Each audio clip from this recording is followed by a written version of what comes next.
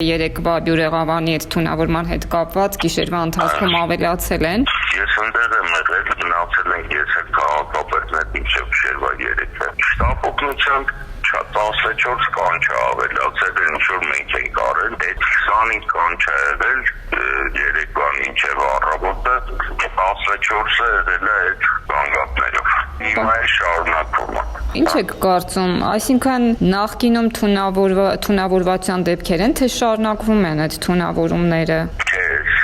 Ինչ որ մի բան նոր է Երևան եկել, նկատի ունեմ 2 օր առաջ է եղել, հիմա նոր են մի քիչ ավելի վատասկում կանչում են, կարող 1-2 օր սեցև է եղել, հենց էլի լրիվ անցած անգամվա նման իրավիճակ է։ Այդպես անամնեզ հավաքելով ինչ որ ենթադրություններ կարելի է անել հիվանդների հետ խոսելու։ Ենթադրություն անելը մի քիչ անշնորհակալ գործ է, չէի ուզենայել ես։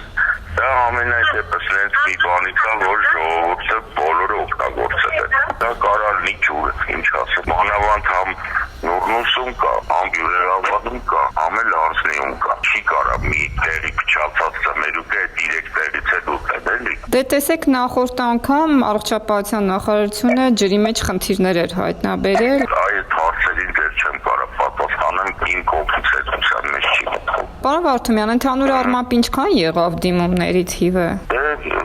Շտապօգնության գծով 35, իսկ նենց մի 30 հոգի եկել էին 3, պլյուս զանգերն են շատ, ընտանեկան բժիշկներին իրար ճանաչում են, զանգում են, խոսում են,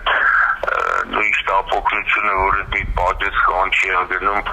սա հարևանները պենց են, ամեն մեկը մի բան է հարցնում,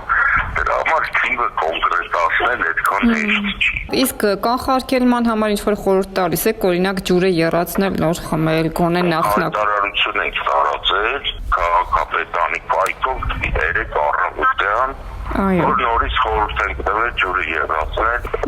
կամ խանութի ջրերից օգտվել հատկապես երեխաների համար։ Ուրիշ բան չեմ կարող ասել։ Եւ նաեւ ասացիք, որ երեխաներ են, հա, հիմնականում տուժած։ Ավելի շատ երեխաներ են, կամ էլ մեծերը չեն լինում։ Կամ էլ երեխաների օրգանիզմ։ Դիմանում են թեթև առնում,